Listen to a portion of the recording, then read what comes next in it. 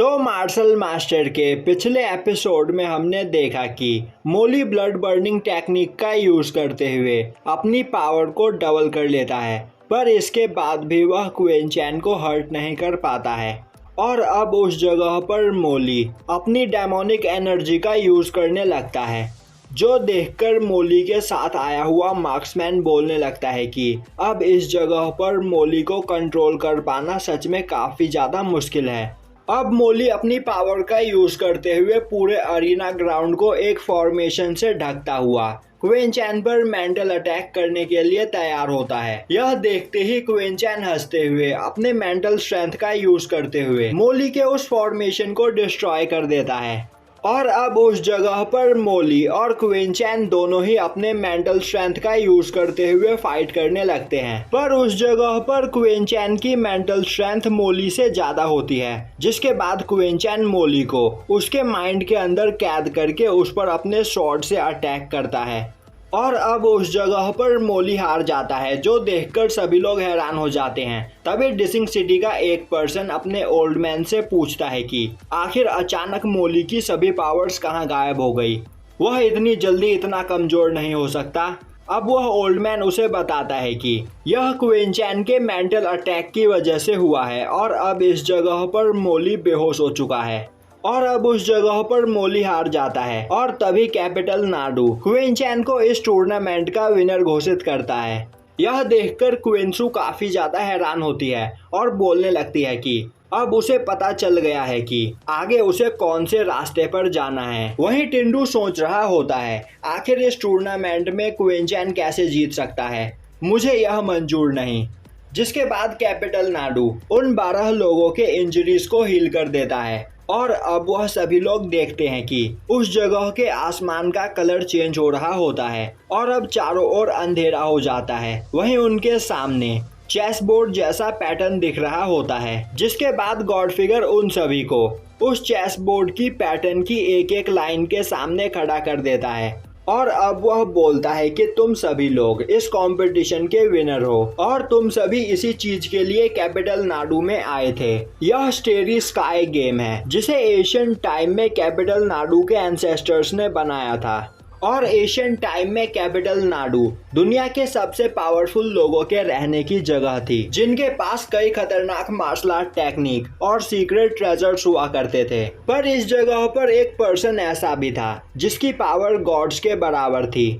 पर फिर foreign domain के मार्शल आर्टिस्ट ने कैपिटल नाडू पर एक एक करके अटैक करना स्टार्ट कर दिया, क्योंकि वह इस जगह पर मौजूद सीक्रेट मार्शल आर्ट टेक्निक को लेना चाहते थे। पर कैपिटल नाडू के वॉरियर्स ने डटकर उनका सामना किया, पर फॉर्जिन डोमेन के डीमंस भी काफी ज्यादा पावरफुल थे। और अंत में कैपिटल नाडू के कुछ पावरफुल लोगों ने अपनी लाइफ का सैक्रिफाइस देकर अपनी पूरी पावर कुछ सीड्स के अंदर कैद कर दी और उस वॉर में इंसानियत पूरी तरीके से खत्म हो चुकी थी।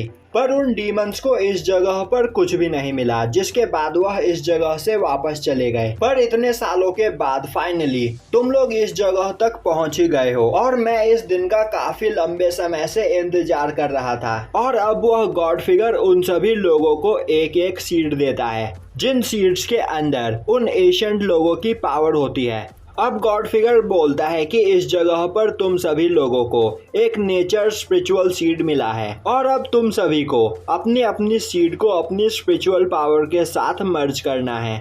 वहीं मोली के पास एक सिल्वर सीड होती है, जिसका यूज करते ही उसकी पावर उस जगह पर डबल हो जाती है। दूसरी ओर क्वीन चैन के पास एक गोल्डन सीड होती है और अब क्वीन चैन उस सीड को देखते ही उसे एनालाइज करने लगता है, जिससे उसकी बॉडी से काफी ज्यादा एनर्जी निकलने लगती है। और अब यह देखते ही उस जगह पर मौजूद सभी लोग अपनी सीड को अपनी स्पिरिचुअल पावर के साथ मर्ज करने लगते हैं। अब कैपिटल नाडू उन सभी से बोलता है कि इस जगह पर सबसे पावरफुल सीड क्वीन चैन के पास और सेकंड पावरफुल सीड मोली के पास है और बाकी सभी लोगों के पास व्हाइट सीड है, जो भी काफी ज्यादा पावरफुल है। पर इससे कोई फर्क नहीं पड़ता, क्योंकि तुम्हारे अंदर जितनी ज्यादा स्पिरिचुअल पावर होगी तुम अपनी सीड के साथ उसे मर्ज करके उतने ही पावरफुल बन पाओगे। यह सुनते ही टिंडू सोचने लगता है कि भले ही क्वीन चैन के पास सबसे पावरफुल सीड है, पर मेरे अंदर उससे ज्यादा स्पिरिचुअल पावर है और अब इस जगह पर मैं उससे ज़्यादा पावरफुल बन सकता हूँ। जिसके बाद कैपिटल नाडू उन सभी को बताता है कि अब वह काम करते हैं जिसके लिए तुम सभी लोग इस जगह पर आए थे। यह कैपिटल नाडू का स्टैरी गेम है और तुम्हारे सामने यह चेस की तरह बने हुए छोटे छोटे घर है जिसके अंदर कुछ सीक्रेट ट्रेजर और पावरफुल मार्शल आर्ट स्किल मौजूद है। तो अब यह तुम पर डिपेंड करता है कि तुम अपने सामने मौजूद कितने लेवल्स को पार करके आगे जाते हो।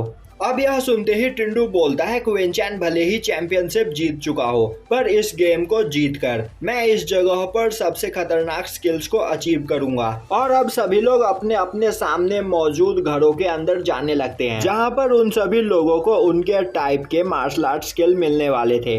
अब उन सभी लोगों के अंदर जाते ही उस जगह पर एक पर्सन आता है और बोलता है कि मैं काफी लंबे समय से इस दिन का इंतजार कर रहा था और फाइनली इस जगह पर कोई आ ही गया जो हमारे क्लैन को दोबारा से जिंदा कर सके।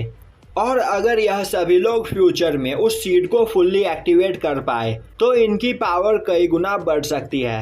अब क्वीन चैन जैसे ही पहले रूम के अंदर घुसता है वह वहां की दीवारों पर कुछ पैटर्न बने हुए देखता है जिन्हें देखकर क्वीन चैन काफी हैरान होता है और सोचने लगता है कि आज से पहले मैंने ऐसे पैटर्न कभी नहीं देखे। पर वह थोड़ी मेहनत करने के बाद काफ़ी आसानी से उस पैटर्न को सुलझा देता है जिसके बाद वह सेकंड रूम में चला जाता है।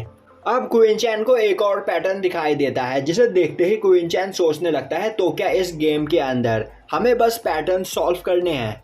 अब क्वीन चैन उस जगह पर उस पैटर्न को भी सॉल्व कर देता है पर तभी उसे अचानक एक पैटर्न दिखाई देता है और अब क्वीन चैन उस पैटर्न को देखने लगता है।